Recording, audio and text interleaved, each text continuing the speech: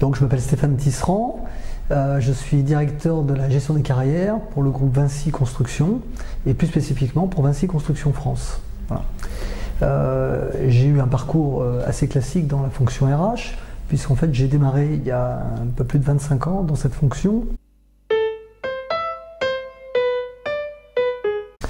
Alors, c'est une idée qui me trottait dans la tête depuis un certain nombre d'années. Pour moi, parler de coaching, c'est de parler d'accompagnement, c'est de parler de développement des hommes.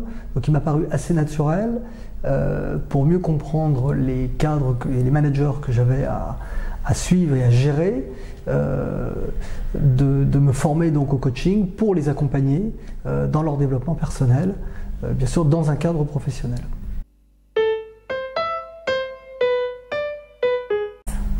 Alors, plusieurs raisons. La première, d'abord, parce que le groupe Vinci travaillait déjà depuis quelques années avec l'IFAS sur certains thèmes sur lesquels l'IFAS a une expertise reconnue, qui est tout ce qui concerne les risques psychosociaux. Puis, Eric Albert était intervenu lors d'un séminaire de dirigeants où j'avais pu avoir l'occasion de voir effectivement l'approche, notamment en matière de coaching, de l'IFAS.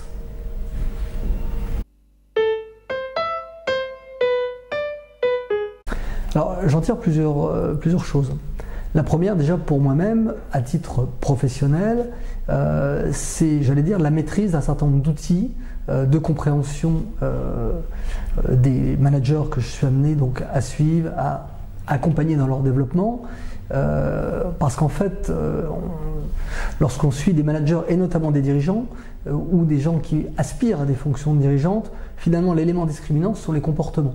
Les compétences, j'allais dire, ne sont portées au maximum que si elles-mêmes sont suivies par des comportements qui sont en phase avec ces compétences. Les compétences seules ne suffisent pas. Et à ces niveaux de responsabilité, ce sont les comportements qui font la différence. Donc naturellement, se tourner vers l'IFAS pour mieux comprendre la régulation des comportements, et notamment au regard d'une culture d'entreprise, c'est le meilleur moyen de travailler, d'être doté d'une trousse à outils pour pouvoir accompagner ses managers et ses dirigeants. Une formation management fournit un certain nombre d'outils qui vont faire partie de ce que j'appelle du socle commun.